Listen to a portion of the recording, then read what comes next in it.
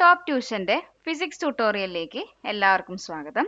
അപ്പം നമ്മൾ ഇന്നത്തെ ട്യൂട്ടോറിയലിൽ magnetic effect of electric current എന്ന ചാപ്റ്ററിലെ ഫോക്കസ്ഡ് ക്വസ്റ്റ്യൻസ് ആണ് ഡിസ്കസ് ചെയ്യാനായിട്ട് പോകുന്നത്.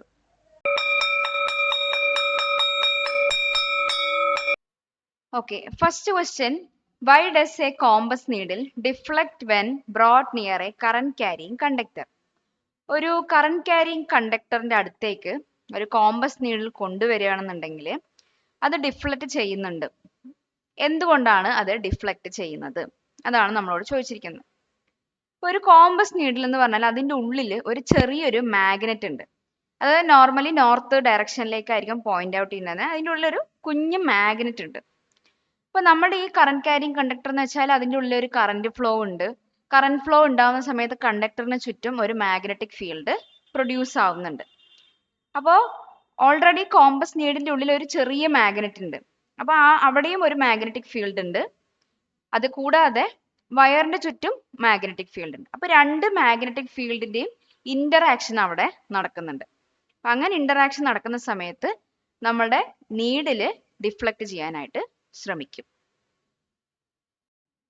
Question, what would happen if a simple ring was used instead of a split ring in a DC motor? ഒരു ഡി സി മോട്ടറിൽ സ്പ്ലിറ്റ് റിങ്ങിന് പകരം സിമ്പിൾ റിംഗ് ആണ് ഉപയോഗിക്കുന്നത് എങ്കിൽ എന്താണ് സംഭവിക്കുന്നത്? ഒരു സിമ്പിൾ റിംഗ് ഉപയോഗിച്ചു കഴിഞ്ഞാൽ അത് ഓരോ ഹാഫ് ടേൺ കഴിയുമ്പോഴും റിവേഴ്സ് ആവാതെ അങ്ങനെ തന്നെ നിൽക്കും. അതായത് ആക്ച്വലി നമ്മളുടെ ഈ പറയുന്ന ആർമേച്ചർ ഒരു ഫുൾ റൊട്ടേഷൻ നടത്തണം. പക്ഷെ നമ്മൾ ഇവിടെ ഒരു സിമ്പിൾ റിംഗ് ആണ് ഉപയോഗിക്കുന്നതെങ്കിൽ അത് ഓരോ ഹാഫ് ടേൺ കഴിയുമ്പോഴും അത് അവിടെ തന്നെ സ്റ്റോപ്പ് ആവും.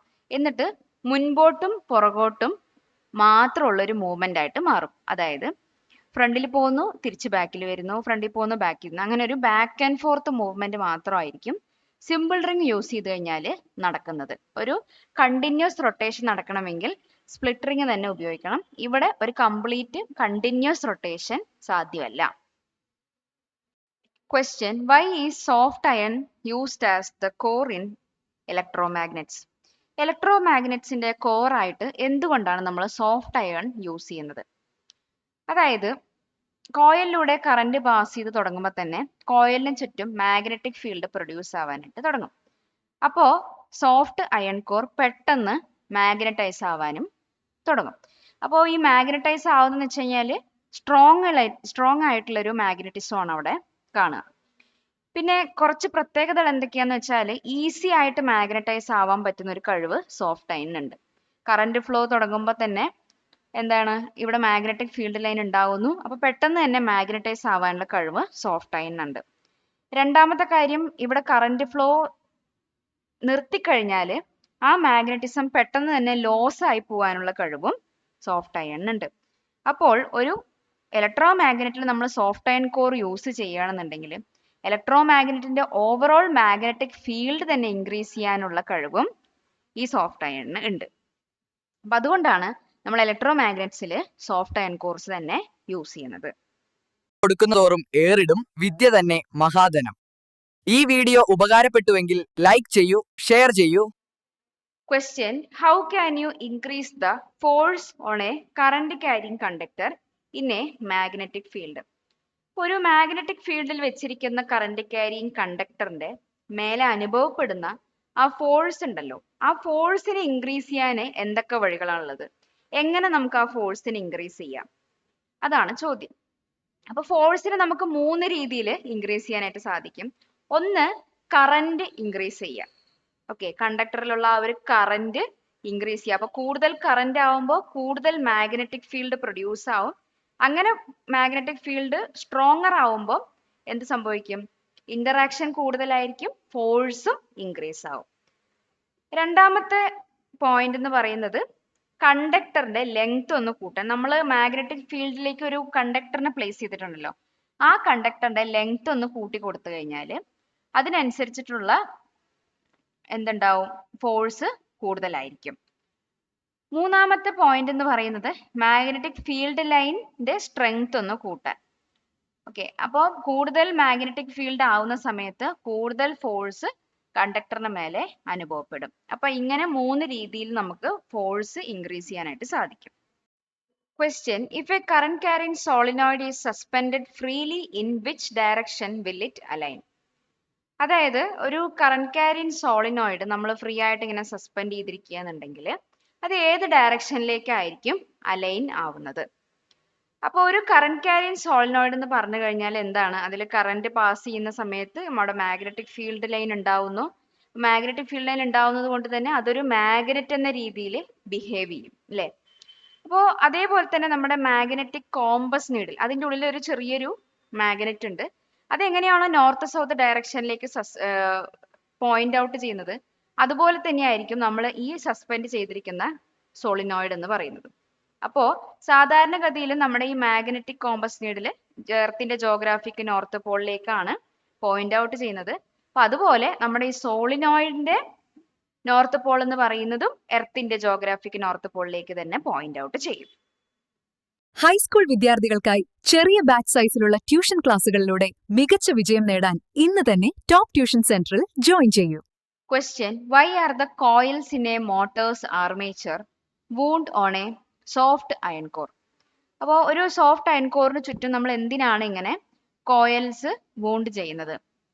അപ്പോൾ എന്തിനാണ് വൂണ്ട് ചെയ്യുന്നതെന്ന് വെച്ചാൽ ഓൾറെഡി കോയിലിലൂടെ കറന്റ് പാസ് ചെയ്തതിന് ശേഷം ഒരു മാഗ്നറ്റിക് ഫീൽഡ് അവിടെ പ്രൊഡ്യൂസ് ചെയ്യുന്നുണ്ട്. അപ്പൊ ആ ഒരു മാഗ്നറ്റിക് ഫീൽഡിനെ കുറച്ചും കൂടി സ്ട്രെങ്ത് കൂട്ടാനാണ് നമ്മൾ ഈ ഒരു സോഫ്റ്റ് അയൺ കോറിന്റെ മേലെ എന്ത് ചെയ്യുന്നത്, കോയിൽ ഇങ്ങനെ വൂണ്ട് ചെയ്യുന്നത്.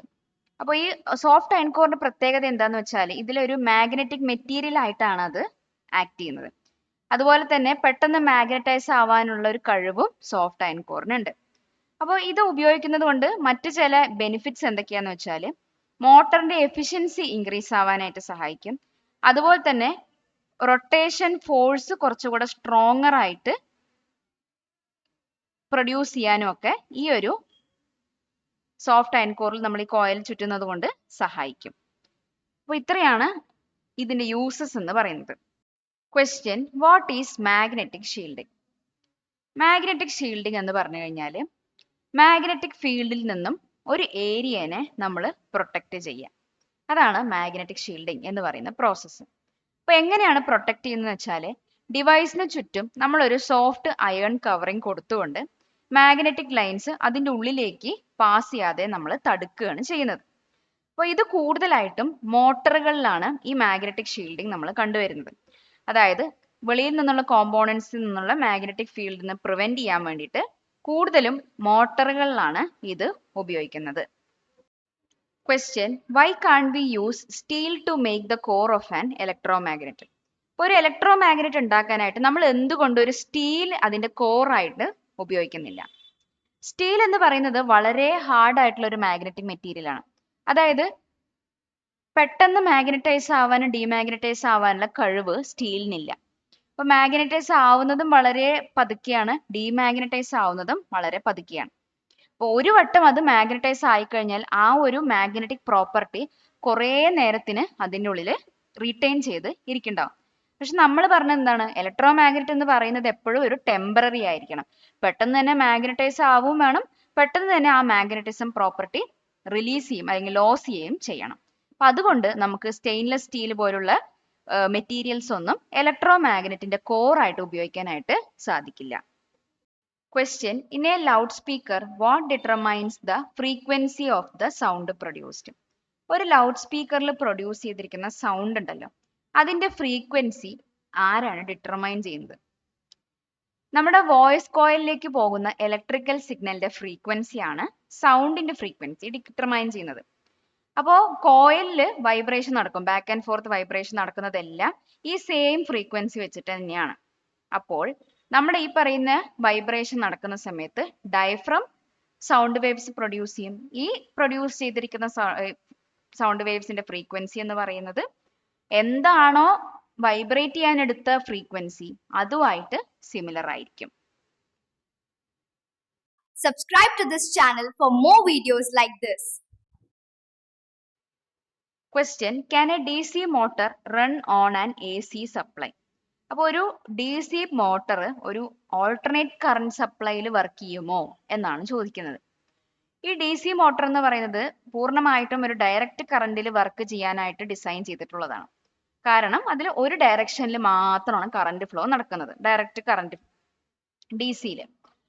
പക്ഷെ നമ്മൾ അതിനൊരു AC സപ്ലൈയിലേക്ക്, അതായത് ഓൾട്ടർനേറ്റിംഗ് കറണ്ടിലേക്ക് കണക്ഷൻ കൊടുത്തു കഴിഞ്ഞാൽ എന്താ സംഭവിക്കുന്നത്? ഓൾട്ടർനേറ്റീവ് കറണ്ട് എന്ന് പറഞ്ഞാൽ കറണ്ടിന്റെ ഡയറക്ഷൻ ഇങ്ങനെ ഇടയ്ക്കിടയ്ക്ക് റാപ്പിഡ് ആയിട്ട് ചേഞ്ച് ആയിക്കൊണ്ടിരിക്കും. അങ്ങനെ ചേഞ്ച് ആയിക്കൊണ്ടിരിക്കുന്ന സമയത്ത് ഇവിടെ ആർമേച്ചറിലേക്ക് വരുന്ന ഫോഴ്സും എന്താണ്, കണ്ടിന്യൂസ് ആയിട്ട് റിവേഴ്സ് ആയിക്കൊണ്ടേയിരിക്കും. അങ്ങനെ റിവേഴ്സ് ആവുമ്പോൾ ഇവിടെ ഒരു റൊട്ടേഷൻ സാധ്യമാവില്ല. അതിനു പകരം ആ ഒരു ആർമേച്ചർ അല്ലെങ്കിൽ ആ ഒരു മോട്ടോർ ജസ്റ്റ് എന്ത് ചെയ്യാണ്, വൈബ്രേറ്റ് മാത്രമാണ് ചെയ്യുന്നത്. ഒരു റൊട്ടേഷൻ അവിടെ സാധ്യമായിരിക്കില്ല. Question: Two parallel wires are carrying current in the same direction. Will they attract or repel each other? അതായത് നമ്മൾ രണ്ട് വയേഴ്സ് പാരലൽ ആയിട്ട് വെച്ചിട്ടുണ്ട്, അതിലൂടെ കറണ്ട് നമ്മൾ പാസ് ചെയ്തിട്ടുണ്ട്. അപ്പോൾ കറണ്ട് പോകുന്നത് ഒരേ ഡയറക്ഷനിലൂടെയാണ്. അപ്പോൾ ഈ പറയുന്ന വയേഴ്സ് രണ്ടും അട്രാക്ട് ചെയ്യോ അതോ റിപ്പൽ ആവോ, അതാണ് നമ്മളോട് ചോദിച്ചിരിക്കുന്നത്. അപ്പൊ ഇവിടെ സെയിം ഡയറക്ഷനിലേക്കാണ് എന്ത് പോകുന്നത്, കറണ്ട് പോകുന്നത്. അപ്പോൾ ഇവിടെ ഉണ്ടാവുന്നത് എന്തായിരിക്കും, രണ്ട് വയേഴ്സിലും മാഗ്നറ്റിക് ഫീൽഡ് ഉണ്ടാവുന്നുണ്ട്. മാഗ്നറ്റിക് ഫീൽഡ് ഉണ്ടായത് കൊണ്ട് തന്നെ രണ്ടും എന്താണ്, അങ്ങോട്ടും ഇങ്ങോട്ടും അട്രാക്ട് ചെയ്യും. Question: The figures of current carrying conducting loops are given. Which figures give the correct representation of the magnetic polarity of the end you are facing? അതായത് ഇവിടെ കുറച്ച് കണ്ടക്ടിങ് ലൂപ്സിന്റെ ഫിഗർ തന്നിട്ടുണ്ട് ആൻഡ് ഇതില് മാഗ്നറ്റിക് പൊളാരിറ്റി റെപ്രസെന്റ് ചെയ്തിട്ടുണ്ട്. അപ്പൊ ഇതിൽ ഏത് representation ആണ് കറക്റ്റ്, അതാണ് നമ്മളോട് ചോദിച്ചിരിക്കുന്നത്. അപ്പൊ നമുക്കറിയാം എങ്ങനെയാണ് ഒരു കറണ്ട് ക്യാരിങ് കണ്ടക്ടറിലെ പൊളാരിറ്റി നിശ്ചയിക്കുന്നത്. പൊളാരിറ്റി നിശ്ചയിക്കുന്നത് എങ്ങനെയാണ്, കറണ്ടിന്റെ ഡയറക്ഷൻ അനുസരിച്ചിട്ട്. കറണ്ടിന്റെ ഡയറക്ഷൻ ക്ലോക്ക് വൈസ് ആണെങ്കിൽ ആ ഒരു എൻഡിനെ നമ്മൾ സൗത്ത് പോൾ എന്ന് വിളിക്കുമെന്ന് പറഞ്ഞു. അതേപോലെ തന്നെ കറണ്ടിന്റെ ഡയറക്ഷൻ ആന്റി ക്ലോക്ക് വൈസ് ആണെന്നുണ്ടെങ്കിൽ ആ ഒരു എൻഡിനെ നമുക്ക് നോർത്ത് പോൾ എന്ന് വിളിക്കാമെന്ന് പറഞ്ഞു.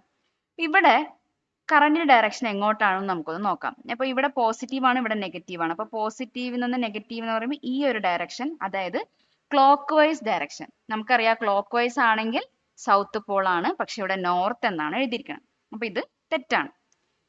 അടുത്തൊരു ഫിഗർ നോക്കാം. ഇവിടെയും പോസിറ്റീവ് തന്നിട്ടുണ്ട്, നെഗറ്റീവ് തന്നിട്ടുണ്ട്. അപ്പൊ പോസിറ്റീവിൽ നിന്ന് നെഗറ്റീവിലേക്ക് എന്ന് പറയുമ്പോൾ ക്ലോക്ക് വൈസ് ഡയറക്ഷനിലാണ് കറണ്ടിന്റെ മൂവ്മെന്റ് എന്ന് പറയുന്നത്.